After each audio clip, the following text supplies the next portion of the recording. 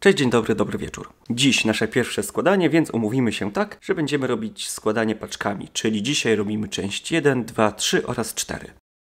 Wiecie, nie po to ustawiam moje profesjonalne oświetlenie, mierzę poziom naświetlenia, aby robić kilkuminutowe nagranie, to się nie opłaca. Jeśli macie jakieś uwagi, rady lub zażalenia, to komentarze są do waszej dyspozycji. Do zestawu dostaliśmy śrubokręt, ale nie będziemy z niego korzystać.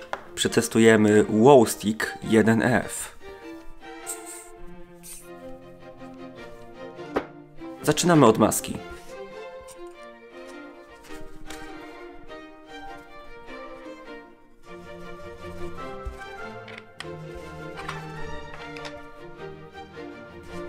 Przykręcamy do niej zaczepy śrubami A. Bolce mają być do środka. Ciężko to idzie.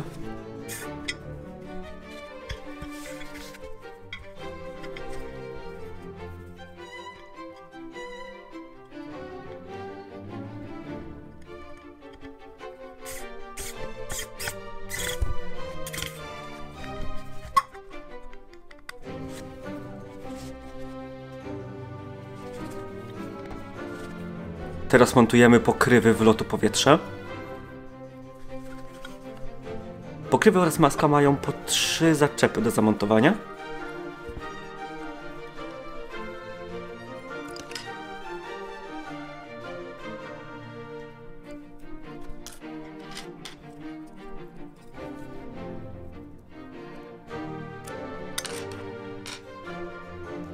Po użyciu cążek do plastiku wyszło to idealnie. W przeciwnym wypadku próbowałbym to poprawić pilnikiem do paznokci. Całe szczęście, że narzeczona nie ogląda moich nagrań.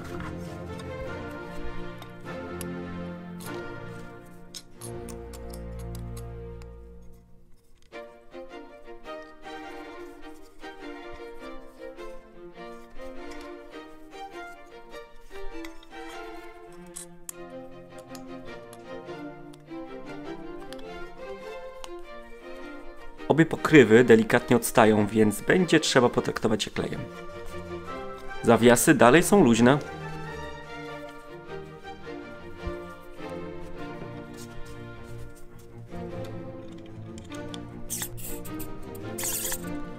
Dobra, jest już sztywno jak na pierwszej randce.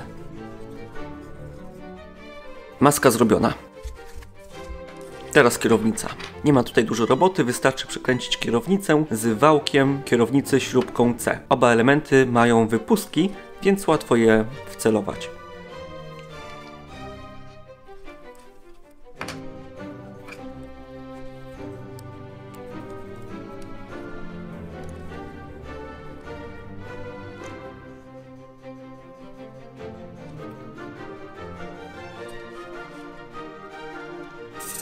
Dobra, został prześwit między elementami, które trzeba dociągnąć śrubką.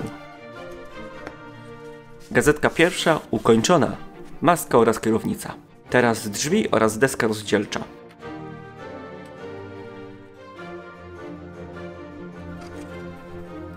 Srebrny element montujemy od środka.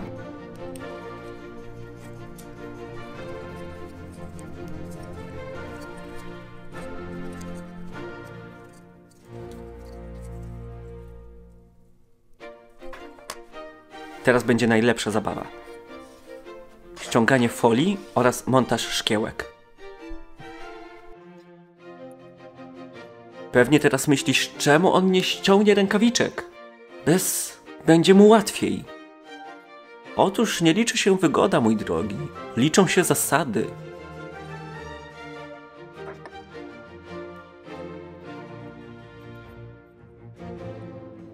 Zrobione. Teraz montujemy szkiełka do srebrnej ramy od środka deski.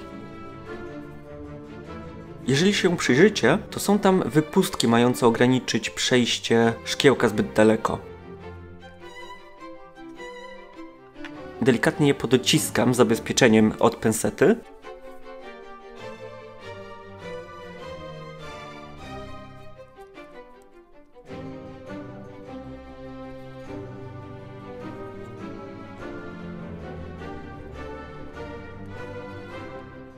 Nie sądziłem, że to możliwe, ale przepchałem szkiełko na drugą stronę.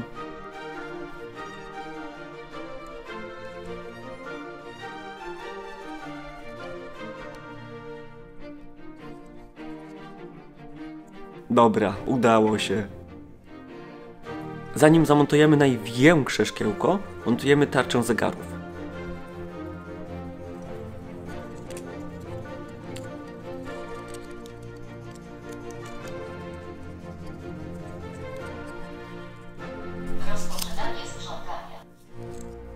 Trzeba ją mocno docisnąć, ponieważ otwory na śrubki nie są na swoim miejscu.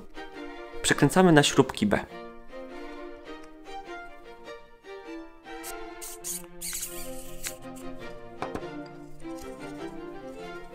Teraz ostatnie szkiełko.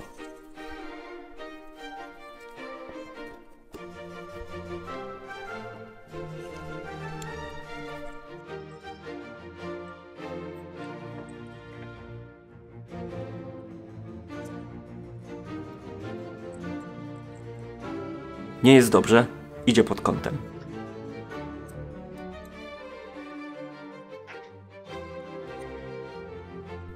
O tak, był klik i wszystko idealnie siedzi.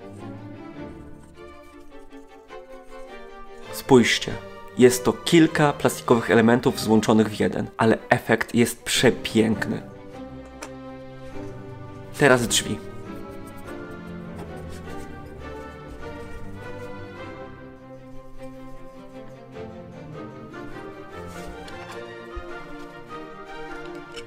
Przykręcamy ościężnicę na śrubki C.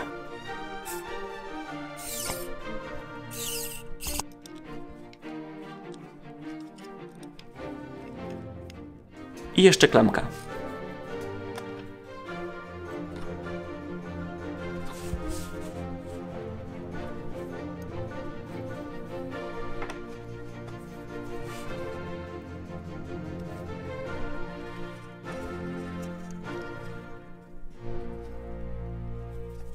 Wystający element ma być w kierunku większej części drzwi. Skończone. Teraz gazetka 3. Podłoga, skrzynia biegów i kolejny element deski rozdzielczej. Zaczynamy od skręcenia poprzedniego elementu z nowym na śrubki B.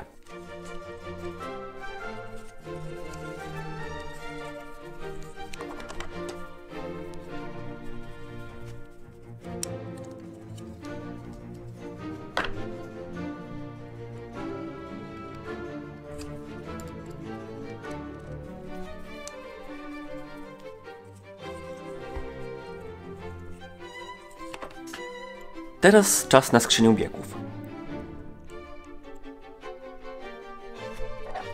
Łączymy lewą stronę skrzyni biegów z dźwignią zmiany biegów na śrubkę C.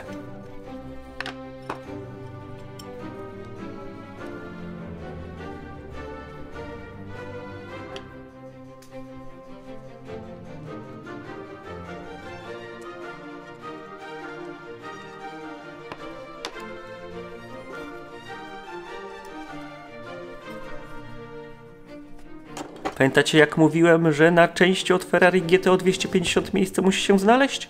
No to jeszcze się nie znalazło, przez co podłoga doznała uszkodzenia.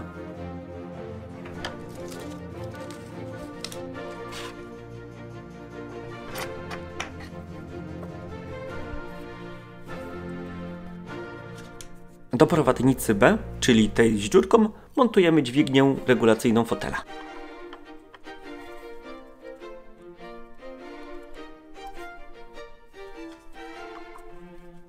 Dobra, prawie zapomniałem przykleić podłogę.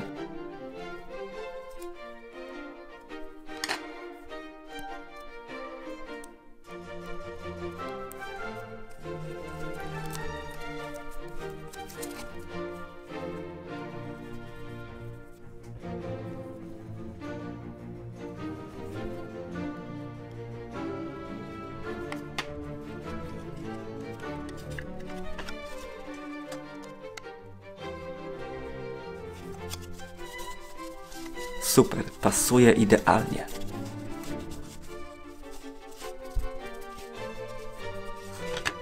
To teraz prowadnica A. Ta bez dziurki jest montowana na te otwory bliżej tego kwadratu, gdzie będzie fotel. Z drugą prowadnicą jest łatwiej, bo ta potrzebuje 3 otworów.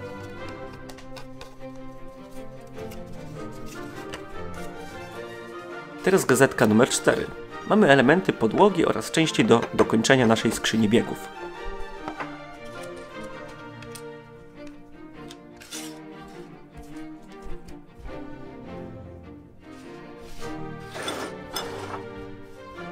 Najpierw przykleimy blaszkę, dumnie nazwaną płytą nośną. Pięknie odtłuścimy.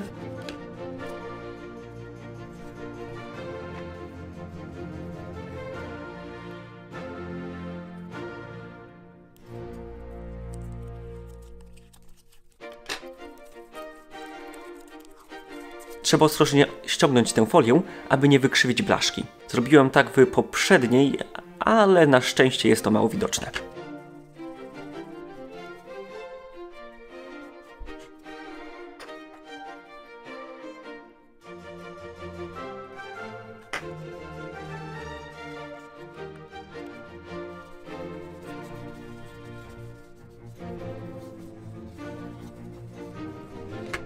Tak samo jak poprzednio, montujemy obie prowadnice wraz z dźwignią regulacyjną.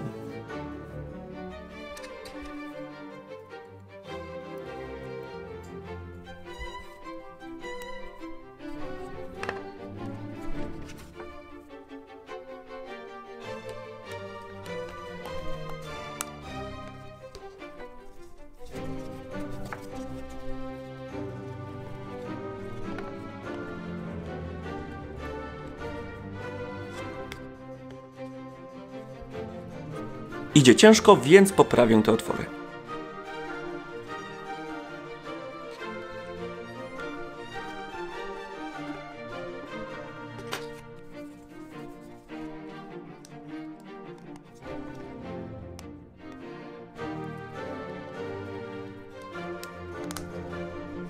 Podłoga zrobiona. To teraz skrzynia biegów. Do dzwonu sprzęgła montujemy płytę uszczelniającą. Dopasowujemy wcięcia.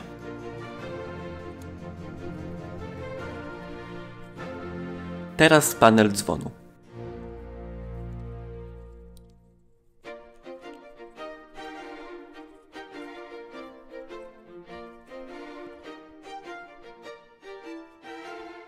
Łączymy wcześniej złożony element z prawą stroną skrzyni biegów.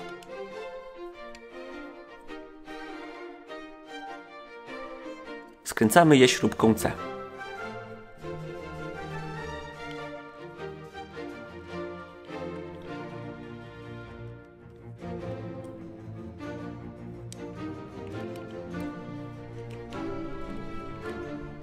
Trzeba to naprawdę mocno skręcić, aby nie było luzu.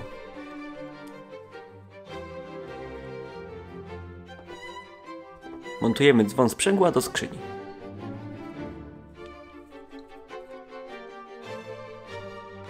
Dobra, nie ma możliwości, aby źle to złożyć.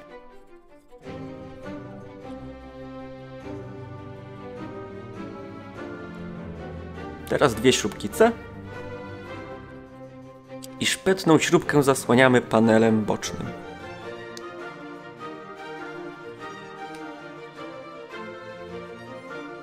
No, wygląda super.